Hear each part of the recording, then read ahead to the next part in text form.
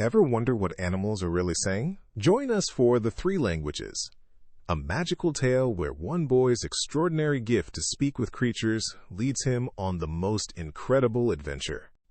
An aged count once lived in Switzerland, who had an only son, but he was stupid, and could learn nothing. Then said the father, "Hark thee, my son, I can get nothing into thy head. Let me try as I will. Thou must go from hence. I will give thee into the care of a celebrated master, who shall see what he can do with thee." The youth was sent into a strange town, and remained a whole year with the master.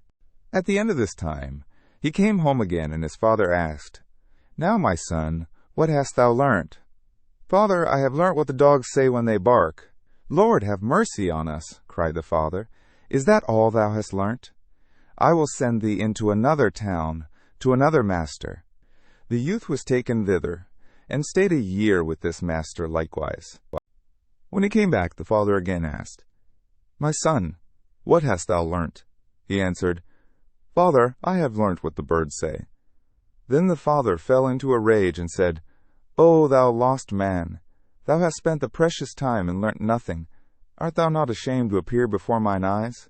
I will send thee to a third master, but if thou learnest nothing this time also, I will no longer be thy father." The youth remained a whole year with the third master also, and when he came home again, and his father inquired, "My son, what hast thou learnt?" he answered, "Dear father, I have this year learnt what the frogs croak." Then the father fell into the most furious anger, sprang up, called his people thither, and said, "This man is no longer my son. I drive him forth, and command you to take him out into the forest and kill him." They took him forth, but when they should have killed him, they could not do it for pity, and let him go. And they cut the eyes and the tongue out of a deer, that they might carry them to the old man as a token. The youth wandered on, and after some time came to a fortress, where he begged for a night's lodging. "Yes," said the lord of the castle, "if thou wilt pass the night down there in the old tower, go thither.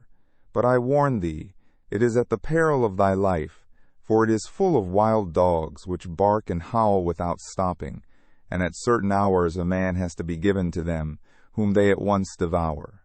The whole district was in sorrow and dismay because of them, and yet no one could do anything to stop this. The youth, however, was without fear, and said, "Just let me go down to the barking dogs, and give me something that I can throw to them. They will do nothing to harm me." As he himself would have it so, they gave him some food for the wild animals, and led him down to the tower. When he went inside, the dogs did not bark at him, but wagged their tails quite amicably around him, ate what he set before them, and did not hurt one hair of his head. Next morning, to the astonishment of everyone, he came out again safe and unharmed, and said to the lord of the castle, "The dogs have revealed to me, in their own language, why they dwell there, and bring evil on the land.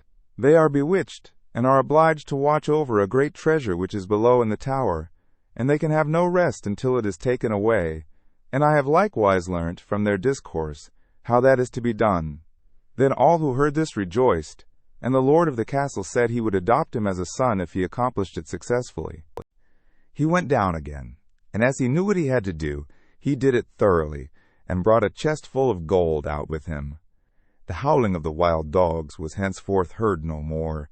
They had disappeared, and the country was freed from the trouble. After some time, he took it into his head that he would travel to Rome. On the way, he passed by a marsh, in which a number of frogs were sitting croaking.